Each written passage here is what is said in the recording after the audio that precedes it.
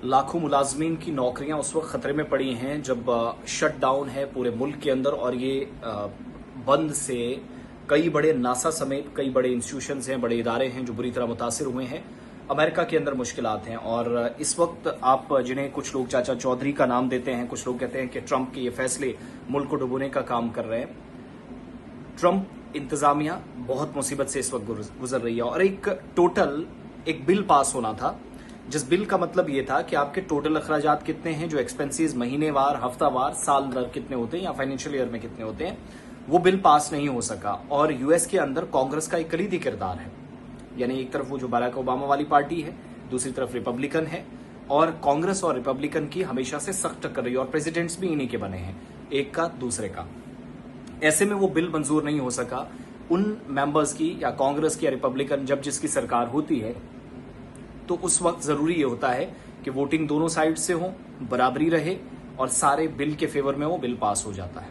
वो इस बार नहीं हुआ और सरकार का काम रुक गया है पूरे अमेरिका के अंदर। आप अंदाजा लगाइएगा, टेक्नोलॉजी बंद, टेक्नोलॉजी के जरिए काम किए जाने वाला बंद, मैन पावर या मशीनरी के जरिए होने वाला काम वो बंद, और खलाई इदारा नासा भी बंद हो चुका है और इसके अलावा जो कई महकमे हैं उनका कामकाज ठप हो गया। इससे क्या हुआ है, नुकसान क्या हुआ, ये सबक क्या है हम सब के लिए कि ऑफिशियल वेबसाइट पर नासा कह रहा है कि बंदिश हो चुकी है, फंडिंग नहीं आ रही है, तमाम सरगर्मियां रोक दी गई हैं। और फंडिंग क्यों नहीं है, क्योंकि वो बिल वहां से अमेरिका के अंदर जो सरकार ने पास करना था नहीं हुआ और 15,000 से ज्यादा मुलाजमीन को आर्जी तौर पर फारिग कर दिया गया, जिन्हें घर भेज दिया गया नासा की तरफ से। अब आइए बाकी लोगों की तरफ। उसके मुताबिक सिर्फ वही महदूद अमला ड्यूटी पर रखने का फैसला डिपार्टमेंट्स ने किया है जो ऐसे मिशन पर काम कर रहा है जिन्हें रोकने की सूरत में खलाबाजों को या स्पेस में जाने वाले लोगों को जान का खतरा हो सकता है, या ऑलरेडी जो इंटरनेशनल स्पेस सेंटर में लोग हैं, अगर अमला छुट्टी पर भेज दिया जाएगा तो उन लोगों की जान जा सकती है।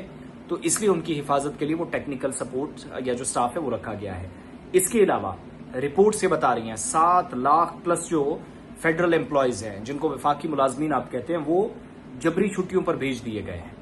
और कैपिटल हिल और कांग्रेस लाइब्रेरी में भी मेहमानों के लिए ये दोनों रास्ते बंद कर दिए हैं। कैपिटल हिल जो आपको व्हाइट हाउस के साथ एक व्हाइट इमारत नजर आती है, वहां प्लस जो कांग्रेस की नाम से लाइब्रेरी है वो भी बंद हो चुकी है। और पूरे मुल्क के अंदर शटडाउन अमेरिका में जब ये अखराजात का या एक्सपेंसेस वाला बिल पास नहीं हुआ, इससे मुतासिर हुआ है। और साइंस का काम बिल्कुल सस्पेंड हो गया है, फौजियों की तनख्वाहें रुक गई हैं, नहीं मिल रही हैं। अवाम से तमाम सरगर्मियां बंद रहने के दरमियान कहा गया है कि अपने जरूरी कामकाज, जो जरूरी साजो सामान खरीदना वो खरीद लिया, अभी पता नहीं शटडाउन कब तक रहेगा। इधर डोनाल्ड ट्रंप ने वार्न कर दिया है कि अगर बहरान हल ना हुआ तो बड़े पैमाने पर बरतरफियां होंगी, सरकारी महकमों से मुलाजमीन को निकाला जाएगा, सस्पेंशन होंगे या फिर लोगों को हटाने का काम होगा। जेडी वेंस जो वाइस प्रेसिडेंट है, उन्होंने ब्रीफिंग में कहा कि उन्हें मालूम नहीं कि शटडाउन कब तक चलेगा। जब व्हाइट हाउस के तर्जुमान कैरोलाइन लेविट से भी ये पूछा गया तो उन्हें खबरदार किया कि अगर शटडाउन जारी रहा तो मुलाजमीन अगले 2 रोज में अपनी मुलाजमतों से हाथ धो बैठेंगे। यूनाइटेड स्टेट्स ऑफ अमेरिका दुनिया के सबसे पावरफुल स्टेट्स में से एक, जहां पर तमाम महकमों के मुलाजमीन जो इस वक्त काम कर रहे थे, सिस्टम को चला रहे थे, वो छुट्टियों पर ऑलमोस्ट आधे से ज्यादा भेजे जा चुके हैं, 8 लाख के करीब, और बाकी लोग भी जा सकते हैं। और ये शटडाउन सेनेट में इसमें कार्रवाई होनी थी। आर्जी फंडिंग जिस बिल को मुस्तरद कर दिया गया उससे शुरू हुआ और डेमोक्रेट्स और रिपब्लिकन ने एक दूसरे को इसके लिए जिम्मेदार ठहराया है। यानी एक तरफ वो बाइडेन और ओबामा वाली पार्टी, एक तरफ ट्रंप वाली पार्टी। और हुकूमत की फंडिंग पर जो बिल है वो प्रेसिडेंट जिस पर दोबारा वोटिंग होनी है, यहां से आगे क्या होगा, हो सकता है कल सुबह तक कोई नई पेशरफ्त हो। लेकिन सेनेट पर सरकारी जमात जो रिपब्लिकन है उसकी अक्सरियत है, मगर 100 रुकनी ऐवान में बिल पास कराने के लिए सरकार को 60 वोट दरकार होते हैं, जबकि सरकार जो है रिपब्लिकन के पास, जिसके पास 53 सीट्स टोटल हैं, 60 वोट चाहिए, कम पड़ गए। सरकार को डेमोक्रेट्स की हिमायत की दरकार थी, उसने नहीं की। और कांग्रेस, डेमोक्रेट्स और ये सारी वो चीजें हैं जो मुश्किलात इस वक्त आ रही हैं। तो मुलाजमीन की जिंदगियां खतरे में अमेरिका में पड़ गई हैं। कल क्या होगा हम नहीं जानते। फिलहाल सूरत हाल शटडाउन के बाद ठीक नहीं है।